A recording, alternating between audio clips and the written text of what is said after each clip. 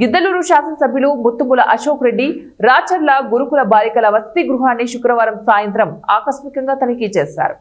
వసతి గృహంలోని తరగతి గదులను పరిశీలించి అక్కడి విద్యార్థులతో ఎమ్మెల్యే మాట్లాడి అక్కడి సమస్యలను అడిగి తెలుసుకున్నారు. వసతి గృహంలోని తరగతి గదుల్లో లైటింగ్ మరియు ఫ్యాన్లు పనిచేయడం లేదని గమనించిన ఎమ్మెల్యే వెంటనే మరమ్మతులను నిర్వహించాలని ఆదేశించారు. అదేవిధంగా విద్యార్థుల నివాస గదులను మరియు మరుగుదొడ్లు, దోబీలను కూడా పరిశీలించారు. విద్యార్థులకు అందిస్తున్న భోజన వసతి గురించి అడిగి తెలుసుకున్నారు.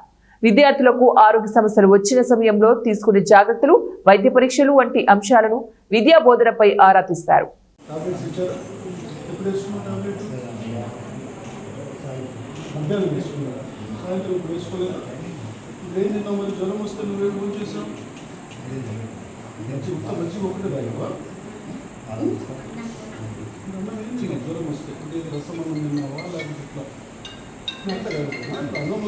బ్రెడ్ పాలు అట్లా ఏమన్నా ఇచ్చారా నీకు, లేకపోతే ఏమి ఇచ్చారని అడుగుతున్నాను.